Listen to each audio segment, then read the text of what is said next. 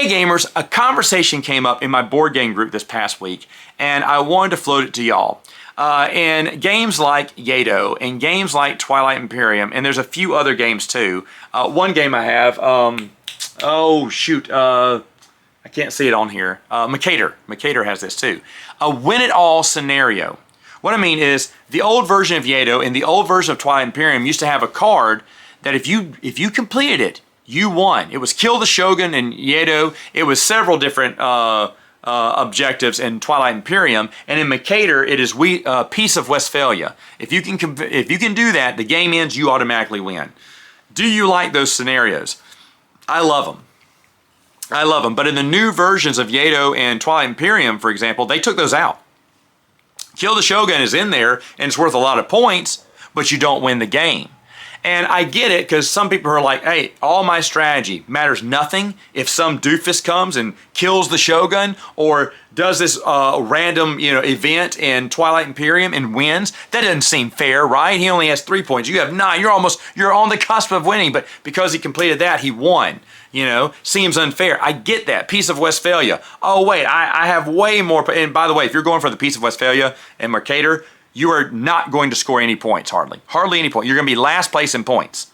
So if you do it. Now, I try to do that every time. I've only done it twice, but I like it. It's shoot the moon. It's very hard to do. In fact, on my last turn, right before the game ends, is the only time I'm able to do it. I never do it early. I never have ended the game. The game has never ended early. It's always on the final round when I finally have peace. If in the hundreds of times I've played it, I've only done it twice, and I still do it. And I'm always just one turn short of getting it because it is very hard to do.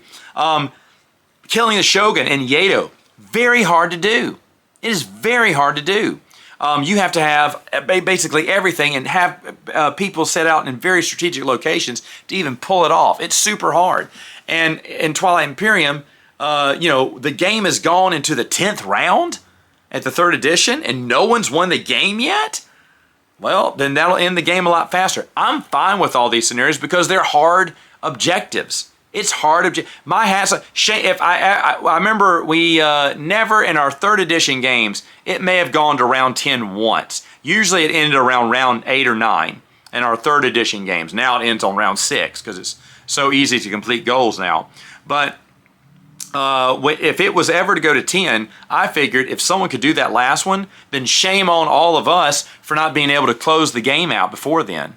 Same thing for Yato. If they can kill the Shogun, if I'm killing them by 30 points or whatever, and they have won, and they kill the Shogun and they win, I'm fine with that because that's a very hard thing to do. And I've seen people in the old edition, they have that one, and they work their whole time to try to pull it off, and at the 11th round, the final round, they can't do it because it's too hard. But if they did, my hat's off to them, and I would definitely, even if I was winning by a long shot, I'd definitely give them the victory happily.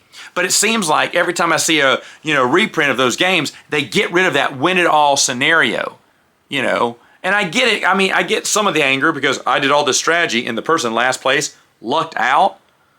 I don't see it that way. But do you see it that way? And do you agree? I don't know if you know some of these. Maybe you have some other examples of win-it-all scenarios that you hated or you loved, but the new edition seems to have removed all these. Or maybe I'm wrong and I'm limited in my board game knowledge. Please let me know in the comments below, and I'll see you next time.